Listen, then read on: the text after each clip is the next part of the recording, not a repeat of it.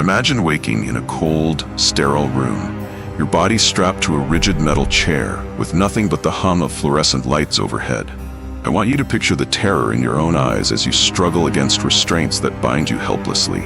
In the dim glow, a man in a white coat, with sleeves rolled up to reveal determined forearms, approaches carrying an object that glints ominously, a thin, gleaming ice pick.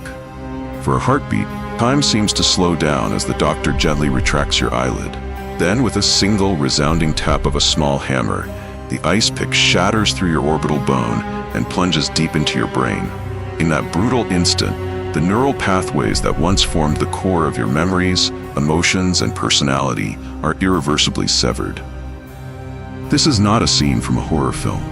It was the reality of the lobotomy, a procedure once hailed as a miracle cure for mental illness. Today, I invite you to join me on a journey into one of modern medicine's darkest chapters. We will explore the rise and fall of a practice that promised hope but delivered a nightmare, and I will challenge you to confront the ethical boundaries of science as we know it. At the dawn of the 20th century, society faced a crisis of staggering proportions. Mental health institutions, which were supposed to be safe havens for healing, had instead become overcrowded warehouses for the forgotten and misunderstood. Families, burdened by the overwhelming cost, both emotional and financial, of caring for loved ones labeled as insane, surrendered them to asylums that were little more than prisons. Imagine endless corridors filled with dim, barren cells where patients were confined for years, sometimes for life, without any hope of rehabilitation.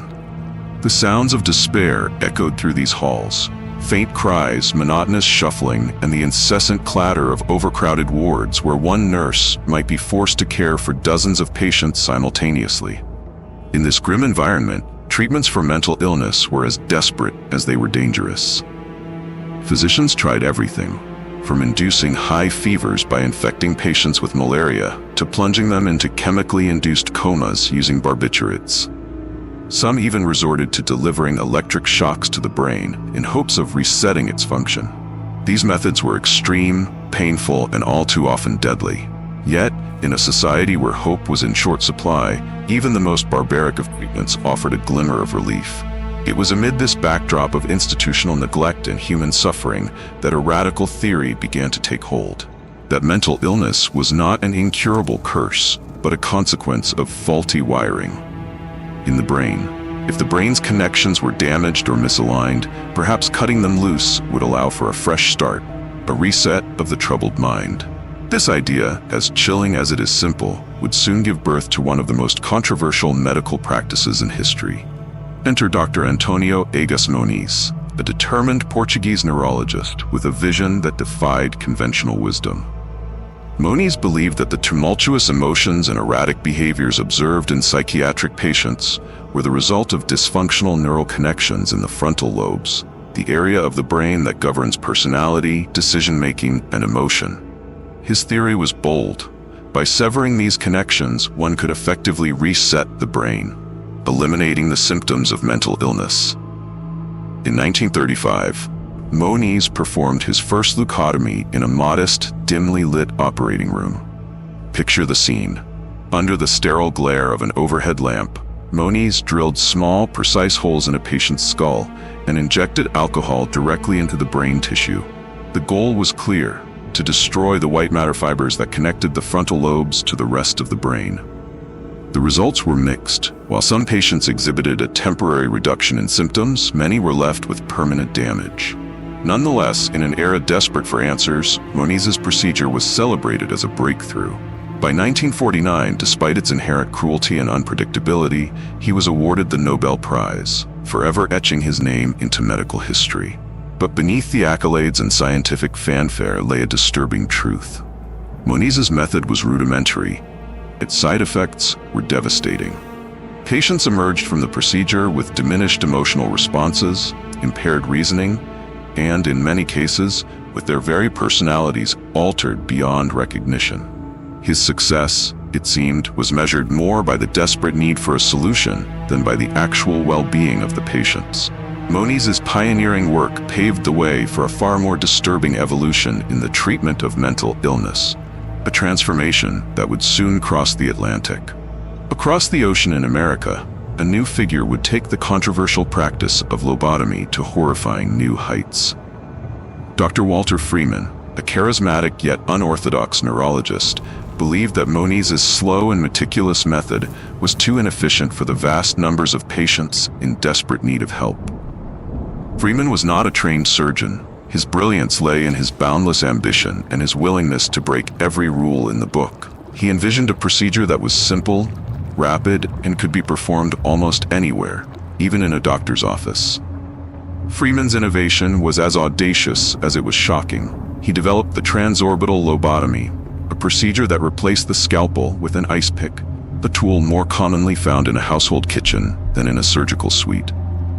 Imagine the scene. The patient's eyelid is pulled back, exposing the vulnerable area above the eye, and the ice pick is inserted through the socket. With a few decisive blows from a small hammer, the ice pick is driven through the orbital bone and into the brain's frontal lobe, severing the neural connections in mere minutes. I want you to pause and absorb the magnitude of this act. Consider for a moment that a man, armed with nothing more than an ice pick and a hammer, was tasked with altering the very essence of human thought. Freeman's method was not only startlingly swift, but also disturbingly indiscriminate. He traveled the country with a fervor matched by few, setting up temporary operating rooms in psychiatric hospitals and even performing procedures in non-hospital settings.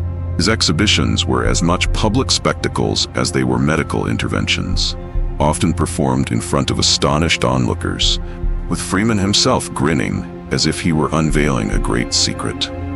Freeman's patient list is both staggering and heartbreaking. He performed lobotomies on individuals of all ages, children as young as 4, anxious housewives, war veterans tormented by PTSD, and countless others whose only offense was suffering from mental distress. Each operation was a gamble, a 10-minute procedure that promised to cure, but more often left patients as empty husks, stripped of emotion, creativity, and individuality. The method was so cavalier, so shockingly routine in its brutality, that it soon became a national phenomenon, a dark chapter in American medical history that would shock the conscience of the world. As Freeman's ice pick lobotomies proliferated, the true cost of these procedures became painfully clear. Behind every operation was a life irrevocably altered, a story of loss and irreversible change. Patients who survived the procedure often emerged with severe side effects. They became emotionally numb, their smiles faded into vacant stares, and their ability to engage with the world was shattered. Communication became a struggle. Simple tasks turned into monumental challenges. The promise of relief was quickly replaced by a permanent state of dependency and despair. Families were left to grapple with the consequences. Imagine a mother who, once vibrant and loving, now exists in a state of perpetual emptiness. Or a war veteran who, instead of finding solace from his traumatic memories, is left with a mind so fractured that he can barely recognize himself. The profound loss of personality and the deterioration of basic functions were not anomalies. They were the grim reality for thousands who underwent this procedure. Public outcry eventually began to mount. Journalists, once enamored by the promise of a medical breakthrough, started to expose the darker side of lobotomy. Newspaper headlines screamed, "Miracle cure" or "medical butchery," and lives ruined in the name of science. The ethical debates grew louder, with prominent figures in the medical community denouncing lobotomy as a flagrant violation of human rights. Yet despite these protests, lobotomy continued to be performed until a new era of treatment emerged. By the mid-1950s, the introduction of antipsychotic drugs and more humane therapeutic techniques began to offer a non-invasive alternative to psychosurgery. Slowly, the tide turned. Hospitals gradually phased out the lobotomy, and the once celebrated procedure was consigned to the dark annals of history. A stark reminder of the perils of unbridled ambition in the name of progress. Today, our understanding of the brain has advanced beyond the crude experiments of the past. Modern neuroscience utilizes sophisticated imaging techniques, targeted medications, and a comprehensive approach to mental health that emphasizes compassion and respect for the individual. Yet, the legacy of the lobotomy lingers, haunting us as a cautionary tale of what can happen when scientific ambition tramples ethical boundaries. Now I want to speak directly to you.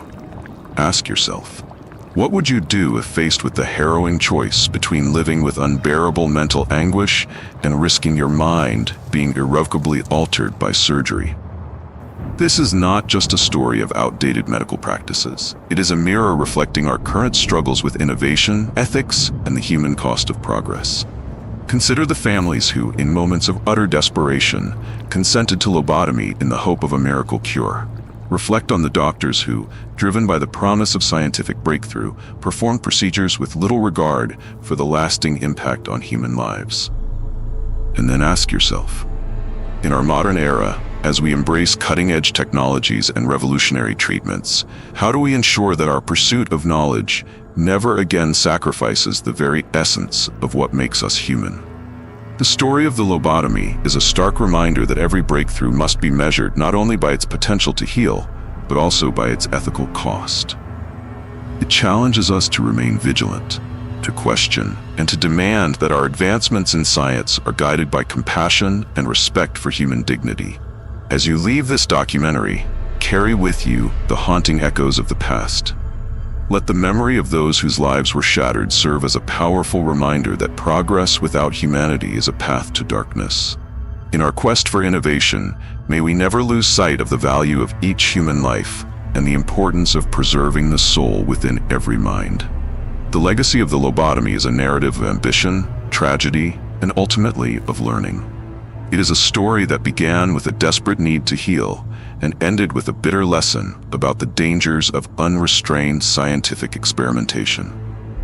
As you reflect on this journey through one of the most controversial chapters of medical history, remember that the past is not a distant memory. It is a living reminder of the responsibilities that come with progress. Thank you for joining me on this exploration into the chilling truth behind lobotomy. Let this story serve as a call to conscience, urging us to balance innovation with empathy and to ensure that the mistakes of the past are never repeated. May we honor those who suffered by committing ourselves to a future where science and compassion walk hand in hand. Consider like and subscribe for more dark, chilling history. This is Freak Files channel that bring dark history and horror story to life via documentary. And remember, progress without compassion is a legacy we must never repeat.